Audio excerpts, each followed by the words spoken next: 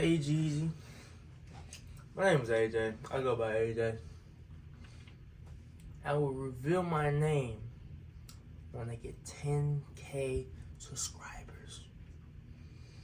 Not that it matters, but to go, I want to hit 500K. I want to hit 500K. That's really my main goal here. But I want to hit, I have 1,800. Well, we're going to get to the video. Part 3. This is the without eating quest. It's the mint chocolate chip. It's really good for all my gym rats out there. Let's go. Character. A bumbling detective equipped with a seemingly endless array of gadgets and gizmos built into his body. A captivating fan theory proposes that the show can be seen as a modern adaptation of the classic Frankenstein story, with Inspector Gadget as a reimagined version of the famous creature. This theory posits that Inspector Gadget was once an ordinary human being who was fatally injured in the line of duty. I didn't really watch this show. But I watched the movie. The old movie. Pretty good. I like that. Watch it a few times. Cool. But this I ain't never seen, but hopefully it's something interesting. His body was then recovered by a brilliant scientist who used advanced technology to resurrect him and transform him into the cyborg we know today. In this interpretation, the scientist serves as a modern-day Dr. Frankenstein, imbued.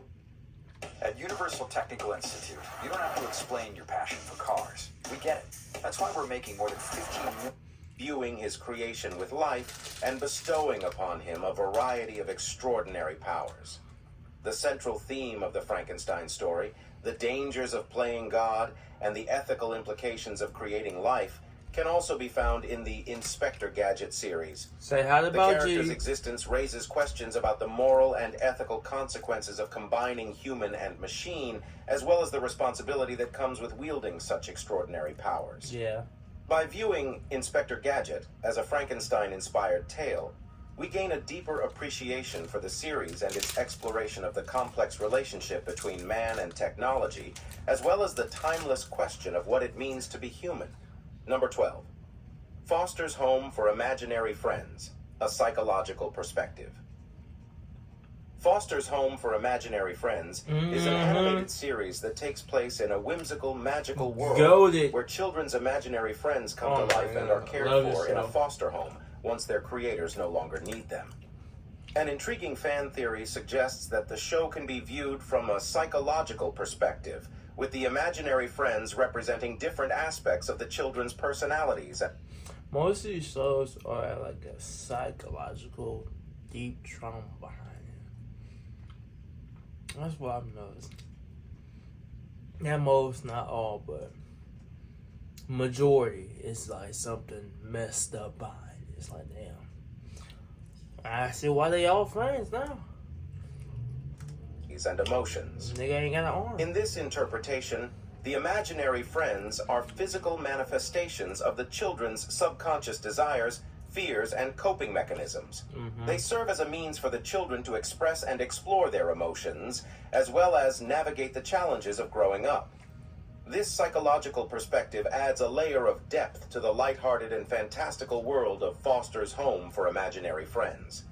By exploring the idea that the imaginary friends are manifestations of the children's inner struggles, the show offers a poignant and insightful commentary on the challenges of growing up and the importance of emotional expression and self-discovery.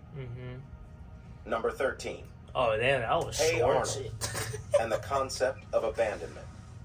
Hey Arnold is an animated television series that revolves around the life of a young boy named Arnold, who lives with his grandparents in a boarding house and navigates the challenges of urban life with his diverse group of friends. A thought-provoking fan theory explores the concept of abandonment as a central theme throughout the show, providing a deeper understanding of the characters and their motivations. The theme of abandonment is most evident in the backstory of Arnold himself. His parents, explorers who ventured into the jungle on a humanitarian mission, disappeared when he was just a baby, leaving him in the care of his eccentric grandparents. Arnold's longing for his parents and his search for answers about their disappearance serve as recurring plot points throughout the series, That's why he was highlighting so his chill. feelings of abandonment. That's why he was. He a chill ass character. Just like, whatever, man. Take that shit like a man, just moved on. And the impact it has had on his life. Other characters in the show also grapple with feelings of abandonment in various ways. Helga Pataki, who harbors a secret crush on Arnold, is often neglected by her workaholic father and self-absorbed mother, resulting in her tough exterior and deeply rooted insecurities.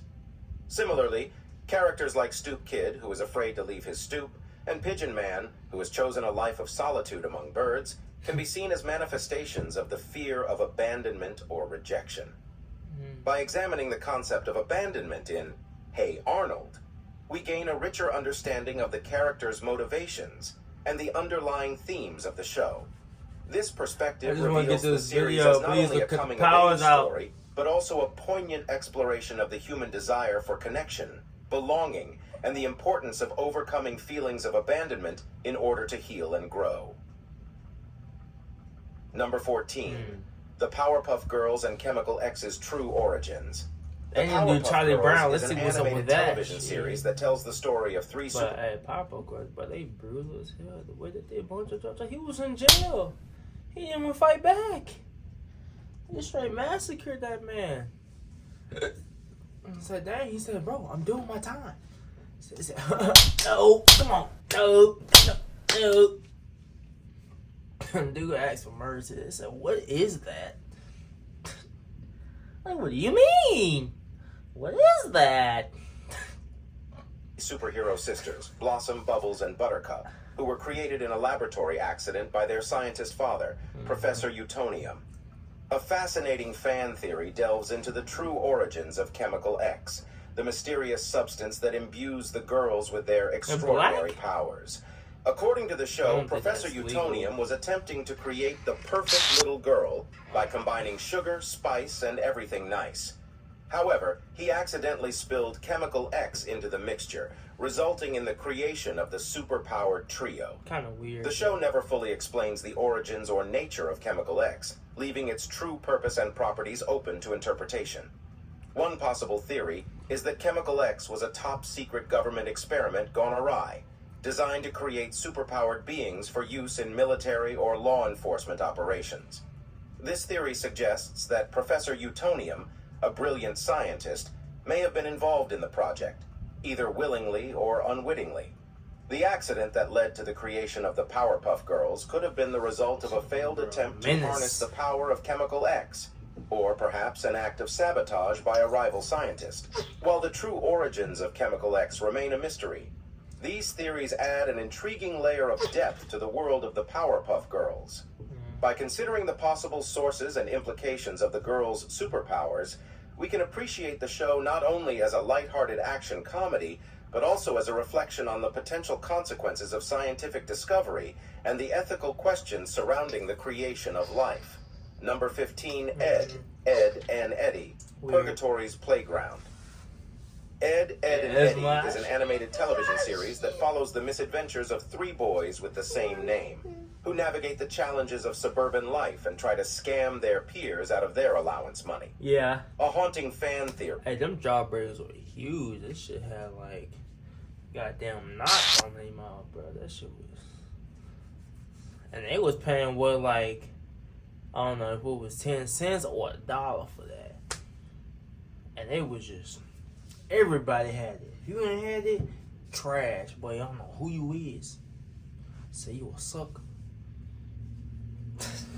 Theory suggests that the show takes place in purgatory, with the three main characters and their peers representing lost souls trapped in an endless cycle of redemption and punishment.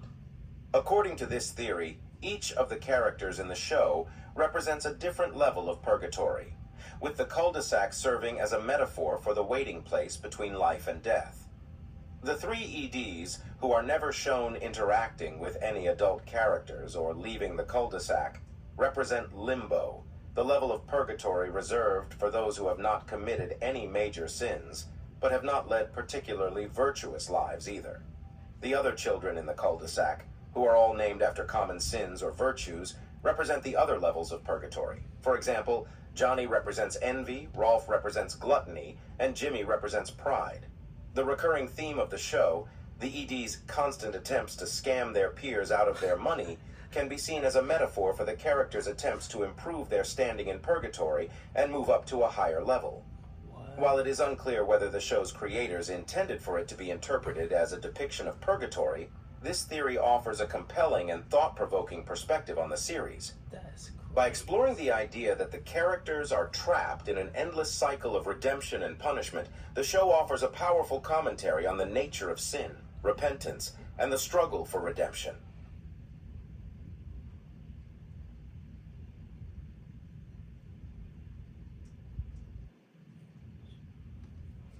That card.